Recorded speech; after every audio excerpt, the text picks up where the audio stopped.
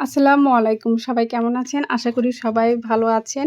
তো বরাবরের মতন আজকেও একটি নতুন পর্বে আমি নিয়ে এসেছি। তো আজকের পর্বে থাকছে চিংড়ি মাছের মালাইকারি। তো আমি যেভাবে মালাইকারিটা করি সেভাবে আমি যেভাবে করি আপনাদেরকে ওইভাবেই দেখাবো মালাইকারিটা। তো আমার যদি রেসিপি ভালো লাগে অবশ্যই লাইক, কমেন্ট, শেয়ার করবেন আর চ্যানেলটি সাবস্ক্রাইব করবেন। যারা নতুন বন্ধু আছেন তাদের অসংখ্য ধন্যবাদ আমার চ্যানেলটি সাবস্ক্রাইব করার জন্য।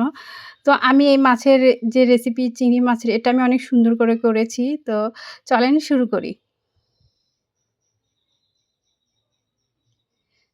তো এখানে আমি এই সাইজের চিংড়ি মাছগুলো নিয়েছি। এগুলো এভাবে কেটে বেছে ধুয়ে রেখেছি। তো আমি এখন এর মধ্যে একটু হলুদ দিয়ে নিলাম। তো দিয়ে এই চিংড়ি মাছটা মেখে আমি ভালো করে এখন একটার সাথে একটা হলুদটা মেখে নিচ্ছি। তো এগুলো আমি ভেজে নিব প্রথমে। তো ফ্রাই প্যানে আমি তেল গরম করে নিয়েছি এদিক থেকে। তো মাছগুলো এখন আমি ঢেলে দিব। দিয়ে মাছগুলো আমি একটু হালকাভাবে ভেজে নিব। আসলে যে যেভাবে করে অনেকে ভাজে না। তো আমার কাছে চিংড়ি মাছটা ভেজে রান্না করলে বেশি ভালো লাগে।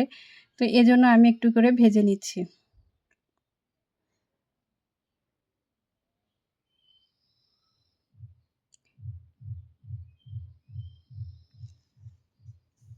তো আমার কিন্তু এক পাশে হয়ে গেছে, তো আরেক পাশে কিন্তু উল্টিয়ে দিচ্ছি। তো এই চিংড়ি মাছের রেসিপি কিন্তু সবারই অনেক পছন্দ, ছোট থেকে বড়।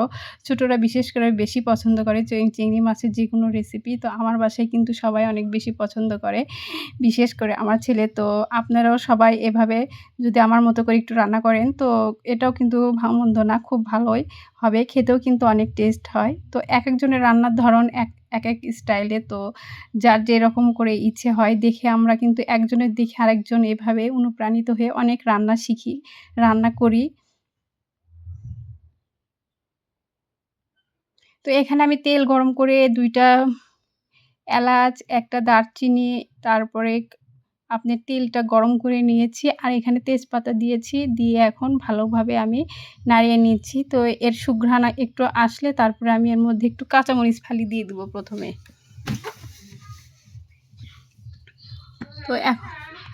তো পেঁয়াজ আর কাঁচামরিচ দিয়ে এখন আমি ভালো করে একটু ভেজে নিব।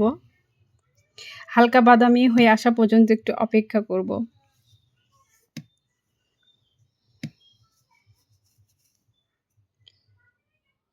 পেঁয়াজের পরিমাণ একটু বেশিই দিতে হবে। রান্নায় একটু পেঁয়াজের পরিমাণ একটু বেশি দিলে একটু ভালো লাগে। তো আমি কিন্তু আগে একটু পেঁয়াজ বেরেস্তা করে উঠিয়ে নিয়েছি। ওটা আমি রান্নার শেষে একটু ব্যবহার করব। তো এভাবে ভালোভাবে নাড়িয়ে দিতে আর পেঁয়াজ ভাজার সময় অবশ্যই চুলার আঁচটা একটু আপনারা হাই হিটে দিয়ে দিবেন। তাহলে পেঁয়াজটা খুব তাড়াতাড়ি আপনাদের ভাজা হয়ে যাবে। তো আমার পেঁয়াজটা কিন্তু একদম বাদামের মতো কালার চলে আসছে। তো এরকমই কিন্তু এটা করতে হবে। এ পর্যায়ে এখন আমি আদা, রসুন বাটা, জিরা বাটাটা দিয়ে নিব। দিয়ে এই পেঁয়াজের সাথে খুব ভালোভাবে আমি মিশিয়ে নিব। তো কিছুক্ষণ আমি একটু এই পেঁয়াজের সাথে ভালোভাবে কষিয়ে নিব। তাহলে এর কাঁচা যে গন্ধ এটা চলে যাবে।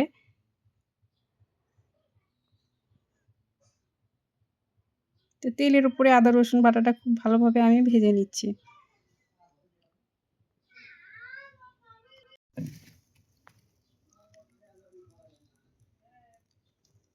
তো এখন আমি এর মধ্যে গুঁড়া যে মশলাগুলো আছে ওইগুলো দিয়ে নিব। এখানে হলুদের গুঁড়া, মরিচের গুঁড়া, ধনিয়ার গুঁড়া আর একটু লবণ দেওয়া আছে।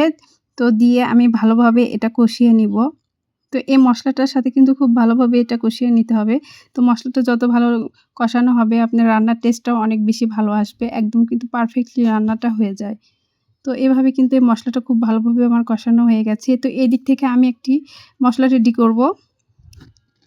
এখানে নারকেল বাটা আর বাদাম বাটা আছে। তো আমি এর মধ্যে পানি দিয়ে ২ টা একসাথে মিক্সড করব। তো এভাবে হাতের সাহায্যে আমি এটা গুলিয়ে নিচ্ছি। এখানে কিছু পরিমাণ নারকেল বাটা আর বাদাম বাটা আছে, চীনাবাদাম যেটা ওইটা আমি বেটেছি। তো ২ টা একসাথে মেখে আমি আরেকটু পানি দিয়ে দিব। দিয়ে এভাবে একটু গুলিয়ে আমি এই কষার ভিতরে আমি এটা দিয়ে নিব। তো আমি এটা দিয়ে নিচ্ছি। দিয়ে এখন এই মশলাটা আমি খুব ভালোভাবে নারকেল বাটা আর বাদাম বাটার সাথে মিশিয়ে নিব। এই রান্নাটা কিন্তু অনেক টেস্ট হয় এভাবে করলে, অনেক মজাও লাগে কিন্তু খেতে। তো খুব ভালোভাবে একটু কষিয়ে নিচ্ছি। আর কালারটাও কিন্তু অনেক ভালো লাগে যখন এভাবে নারকেল বাটা, বাদাম বাটা দেওয়া হয়। তো উপর থেকেই কিন্তু যখন তরকারিটা হয়ে আসে তখন কিন্তু নারকেলের একটা তেল আসে, বাদামের একটা তেল আসে। তো এই কারণে কিন্তু রান্নার যে টেস্টটা অনেক ভালো আসে।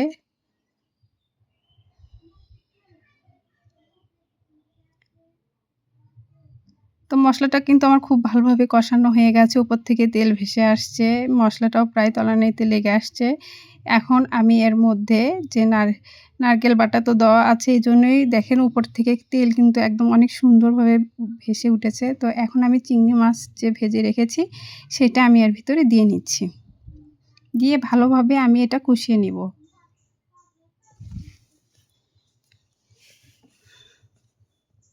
তো এই মসলার সাথে খুব ভালোভাবে আমি চিংড়ি মাছটা একদম লেগে এভাবে আলতো করে আমি এভাবে নাড়িয়ে দিচ্ছি। তাহলে মসলার সাথেই খুব ভালোভাবে চিংড়ি মাছটা একবারে সেট হয়ে যাবে। তো এ পর্যায়ে আমি একটু পানি দিয়ে নিলাম। নিয়ে আবার একটু নাড়িয়ে দিচ্ছি। এখানে আরেকটু পানি ব্যবহার করতে হবে তাহলে আমার একবারে পারফেক্টলি রান্নাটা শেষ হয়ে যাবে। তো আমি এখানে আর একটু পরিমাণ পানি দিয়ে নিচ্ছি। নিয়ে একবার আমি এটা ঢাকনা দিয়ে ঢেকে দিব এখন।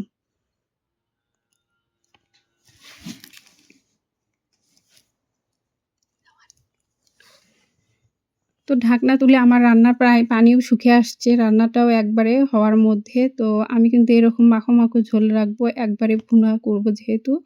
তো পানিটা আমার শুকিয়ে আসছে। তেলটা একদম উপরে ভেসে আসছে। তো আমি এটা এখন পরিবেশন করে দেখাবো যে এটা কীরকম হয়েছে দেখতে। তো দেখেন এত সুন্দর লাগছে দেখতে যে মালাইকারিটা চিংড়ি মাছের। তো এটা কিন্তু দেখে অনেক খেতে ইচ্ছা করছে। তো সবাইকে অনেক ধন্যবাদ এতক্ষণ আমার ভিডিও দেখার জন্য। আল্লাহ হাফেজ।